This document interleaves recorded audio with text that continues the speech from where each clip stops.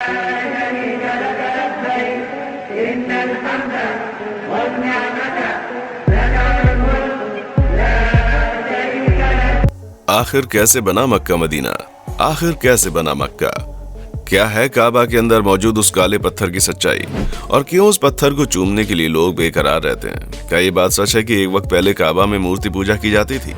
दोस्तों, ये वो सवाल हैं जो आपके मन में कभी न कभी तो आए होंगे, क्योंकि मक्का में मौजूद काबा शरीफ को लेकर हर किसी के मन सवालों से भरा रहता है। लेकिन आज के इस वीडियो में सभी सवालों के जवाब मिल जाएंगे, जहां हम ये जानेंगे कि आखिर मक्का में बने काबा की पूरी सच्चाई क्या है। दोस्तों, कहानियों के अनुसार कहा जाता है कि दुनिया के सबसे पहले आदमी और औरत आदम और हव्वा को जन्नत से धरती पर भेजा गया तो दोनों एक दूसरे से बिछड़ गए। हव्वा अरब में मक्का के पास पहुंची तो वहीं आदम दूर कहीं पूर्व में जा गिरा और सालों तक दोनों एक दूसरे को खोजते रहे। हव्वा की खोज करते करते एक दिन आदम मक्का जा पहुंचा और वहीं पर दोनों की मुलाकात हुई। कहा जाता है कि हव्वा के मिलने पर अल्लाह का शुक्रिया अदा करने के लिए आदम ने जिस जगह पर सजदा किया वही जगह आज मक्का शरीफ के तौर पर जानी जाती है। और ठीक उसी जगह इब्राहिम और उनके बेटे इस्माइल ने भी सजदा किया और उन्होंने वहां एक इमारत का निर्माण शुरू किया, और आज उसी इमारत को हम काबा शरीफ के नाम से जानते हैं। जब ये इमारत बनकर तैयार हो गई है तो इब्राहिम ने इमारत में एक विशेष निशानी बनाने की सोची, ताकि इमारत को उस निशानी के तौर पर याद किया जा सके और उसी के हिसाब से लोग यहाँ पर तवाफ यानी कि परिक्रमा कर सके। हालांकि उस निशानी के लिए इब्राहिम को एक बहुत ही खास पत्थर की जरूरत थी। वो भी ऐसे वैसे पत्थर को काबा में नहीं लगा सकते थे। कहा जाता है कि उसी समय जन्नत से खास पत्थर धरती पर भेजा गया और इब्राहिम ने उसी पत्थर को इस विशेष जगह पर लगाया। ये ब्लैक स्टोन या काला पत्थर काबा के पूर्वी कोने में लगा हुआ है। आपको बता दें, इस्लाम के उदय से पहले ही इस काले पत्थर को पवित्र माना जाता रहा है। ये भी माना जाता रहा है कि ये पत्थर जब जन्नत से धरती पर गिरा तो उसका रंग सफेद था, लेकिन इस पत्थर को छूने वाले लोगों के पापों का भार उठाने की वजह से इसका रंग काला होता चला गया और आज ये पूरी तरह से काला पड़ गया। काबा के बनने के बाद धीरे धीरे मक्का वाले इलाके में शहर बसने लगा। उसी समय एक व्यापारी अपने काम के सिलसिले में मक्का से बाहर लेवांत की ओर गया। वहां उसने पहली बार मूर्ति पूजा के बारे में जाना।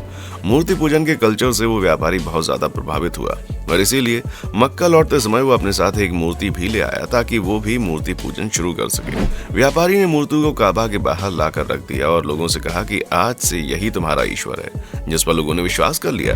और फिर समय के साथ साथ इस तरह की मूर्तियां काबा के आसपास काफी बड़ी संख्या में रखी जाने लगी और एक ऐसा वक्त आया जब यहाँ पूरी 360 मूर्तियों की पूजा की जाने लगी थी, जहाँ ये सिलसिला काफी लंबे समय तक देखने को मिला। यही वजह है कि दुनिया के अलग अलग कोनों में तो मूर्तियों वाले भगवान मिलते हैं। उसके साथ साथ सऊदी अरब में मक्का में भी भगवान की मूर्तियां खोजी जा चुकी हैं, जिससे ये चीज तो साफ है कि वहाँ बहुत ही बड़ी संख्या में मूर्ति पूजन होता था। लेकिन फिर जब हजरत मोहम्मद आए तो उन्होंने मूर्ति पूजन की बजाय निराकार अल्लाह में लोगों का विश्वास जगाया और वहां से सारी मूर्तियां हटा दी। और आज काबा जिस तरह दिखता है उसके पीछे भी हजरत मोहम्मद साहब का ही हाथ है, जिन्होंने काबा के पूरे स्ट्रक्चर को तैयार किया। हालांकि समय के साथ काबा में कई सारे बदलाव किए गए। यहाँ शानदार और भव्य मस्जिद अल हरम बनाई गई। काबा की दीवारों को काले रंग से भर दिया गया। अभी तो सफेद संगमरमर से बनी ये जगह किसी की भी हैरानी का कारण बन सकती है, जिससे कि कोई भी एक बार इसे देखे तो बस देखता ही रह जाए।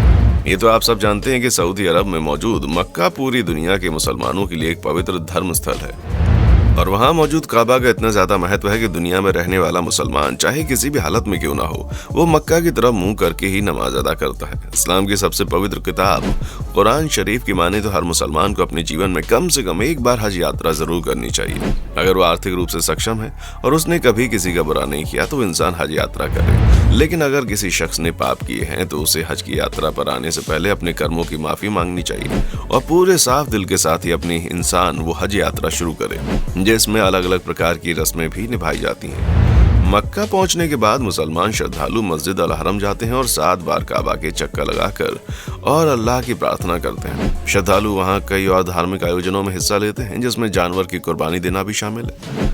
हालांकि हज की यात्रा पर गए मुसलमान श्रद्धालु अगर चाहें तो मक्का से लगभग 450 किलोमीटर की दूरी पर मौजूद मदीना भी जा सकते हैं।